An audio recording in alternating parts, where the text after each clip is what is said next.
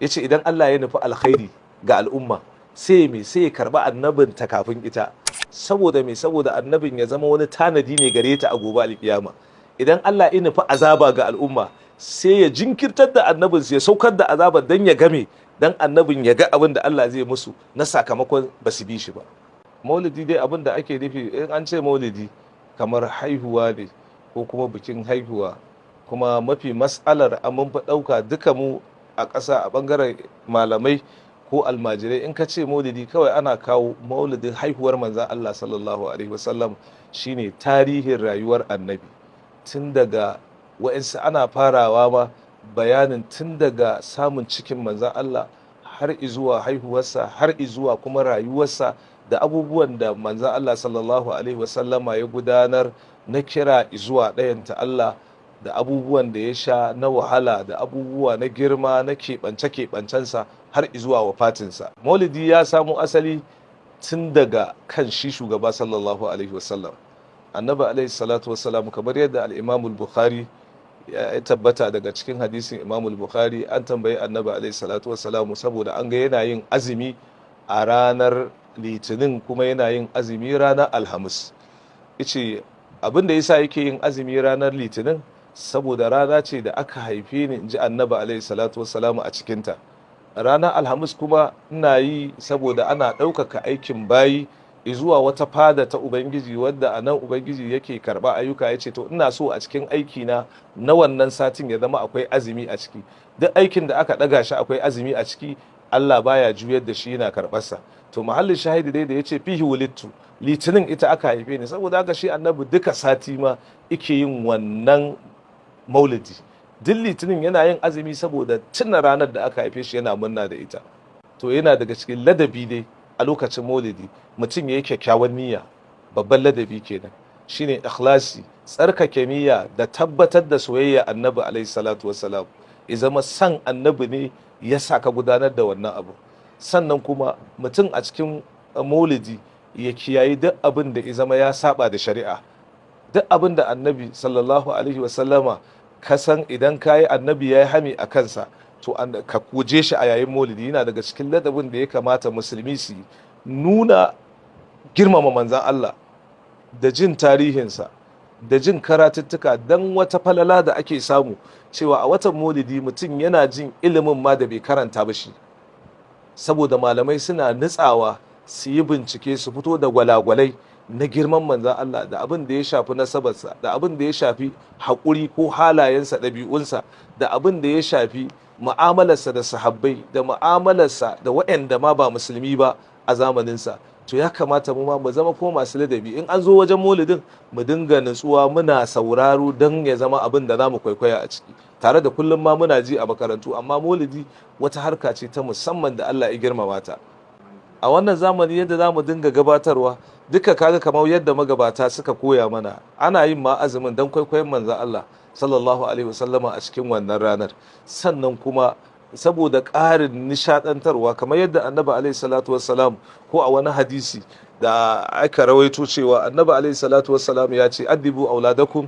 Duda malamai sun kawo cewa wannan hadisi ne kamar hadisi ne daga sahabi, to ala ayi halin ma dai ko sahabi ya faɗi magana ai zaka ga tushenta daga annabi ne ya faɗe ta. Yace addibu auladikum ala thalath khisalin, hubbi nabiyikum wa hubbi ahli baitihi wa qira'atil qur'an. Ku ladabtar da 'ya'yanku a bisa san annabinku sallallahu alaihi wasallam. Ina nufin kansa ta wace hanya? Ta hanyar maulidi akwai ladabtarwa, ana sa wa yaro shauki, ma'ana soyayya ta annabi alaihi salatu wasalam, shine a yi ado, a ƙawata waje, kuma a zo a zauna a cikin nutsuwa a karanta siran manzan Allah sallallahu alaihi wasallam.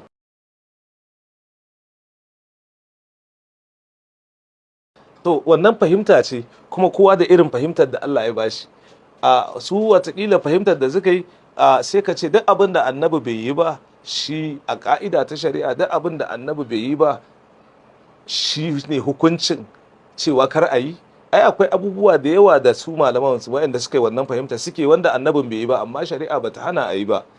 Yin cewa a ce annabi ya ce kar a yi misali, shine ɗaya daga cikin abin da hukunci zai kama a kai, amma annabi bai yi ba, ba zai zama hukunci ba. Annabi ya yi ce kada a yi, wannan shine hukunci. Inda manzon Allah ya ce kar a yi maulidi, hasali ma shi kansa gashi annabi alaihi salatu wassalamu da kansa yana yin azumi, azumin da yake yace saboda ranar da aka haife ni, shi ne fa ma'anar maulidi kawai.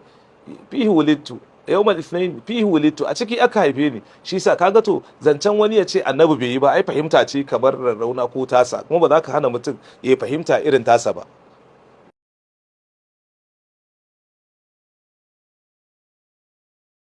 Bayan wafatin manzo Allah karni na 5 ne, lokacin wani sarki da ake kira Maliku Muzaffar, a wannan ne aka fara yin maulid, wanda masu tarihi suke rubuta cewa sarki ne da aka yi shi wanda ya tara malamai, ya tara kuma talakawa, ice a zo a yi masa kissar annabi alaihi salatu wasalam, a gaya masa lokaci da aka haifi manzo Allah. An ce ya yi abubuwa na bajinta, malamai 1000 ya tara, kuma komai da ake ci na rayuwa wanda za a gamsar da mutane, kuma ikirawo mutanen gari aka zauna a kofar fadarsa, aka karanta tarihin manzon Allah daga auren mahaifinsa da mahaifiyarsa Nana Aminatu Sayyidina Abdullahi har izuwa wafatin annabi. Aka ci aka sha don murna. A wannan lokacin aka fara wannan.